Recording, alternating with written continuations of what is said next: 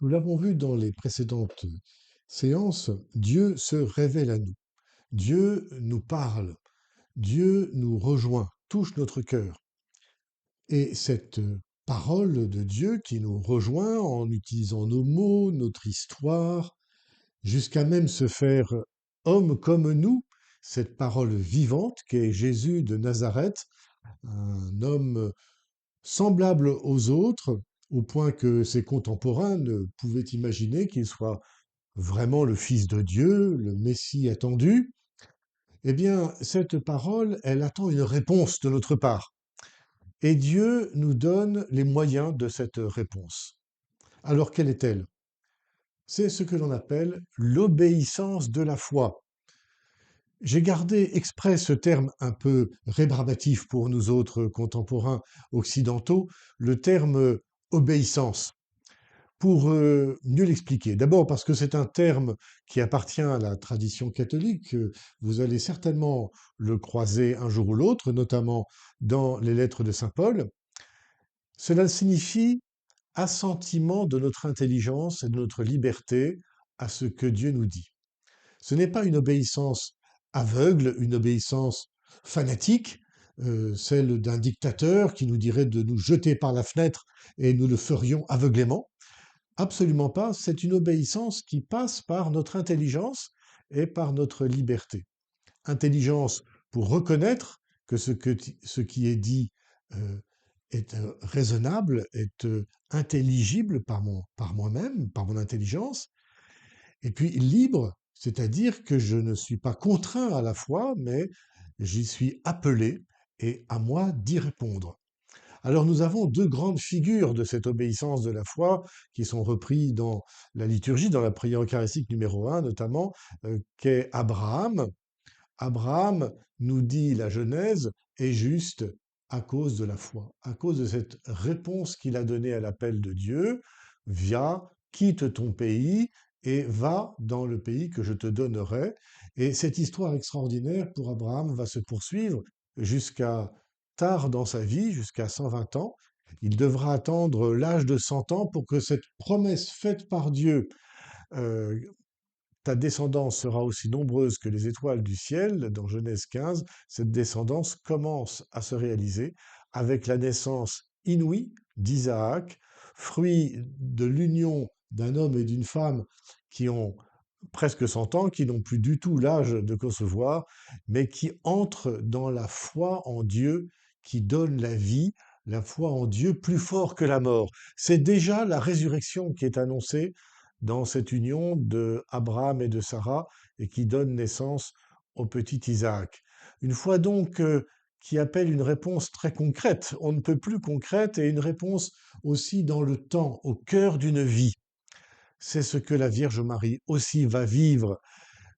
Elle va dire à l'ange Gabriel qu'il me soit fait selon ta parole. Vous voyez, cette obéissance de la foi n'est pas aveugle, elle est réponse à une parole explicite, intelligible.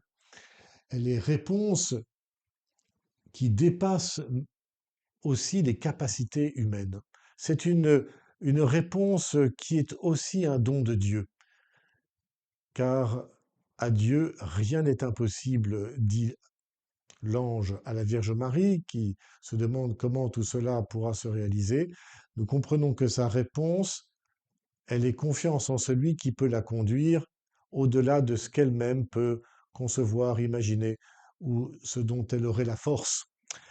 C'est finalement un acte de confiance en celui qui nous fera faire le grand passage de la vie, la grande épreuve de la vie, à la manière dont Moïse a traversé avec le peuple d'Israël la mer rouge, la mer de la mort, pour rejoindre Dieu et chanter sa louange et lui vouer un culte d'amour et de foi en réponse à la parole, aux 10 commandements qui seront donnés.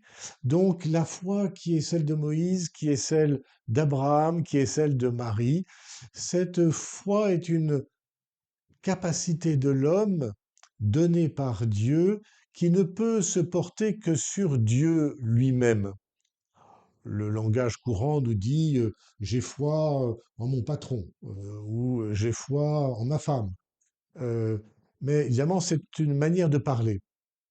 La foi dont je parle ici est une capacité humaine tout à fait spécifique qui ne peut se porter qu'en Dieu seul, qui est source de toute vie, qui est source de toute sagesse, de toute lumière, qui est Dieu créateur, qui est au-delà de tout. C'est en Dieu seul que je mets ma foi. Mais cette foi en Dieu seul, eh bien, nous la mettons aussi en celui qu'il a envoyé, en Jésus de Nazareth. Mettre sa foi en Jésus, c'est mettre sa foi à un homme que nous reconnaissons comme vraiment homme et vraiment Dieu, un homme qui nous dit l'amour du Père par ses paroles, mais aussi par toute sa vie, au plus haut point, jusqu'à sa mort et sa résurrection. La foi, je le disais, est un acte qui dépasse l'homme d'une certaine manière. C'est un acte en l'Esprit Saint. C'est un acte qui est don de l'Esprit et qui ne se vit que dans l'Esprit.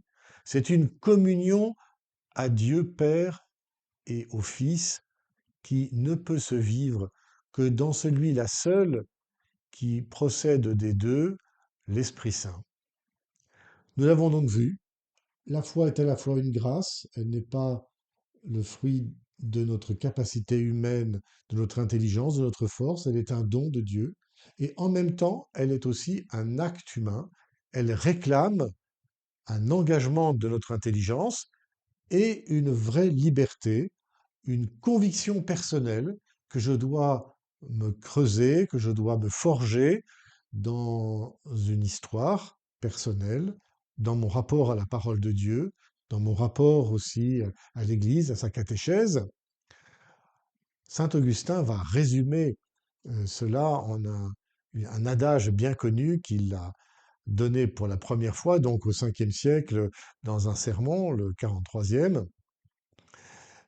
Saint Augustin dit, je crois pour comprendre et je comprends pour mieux croire.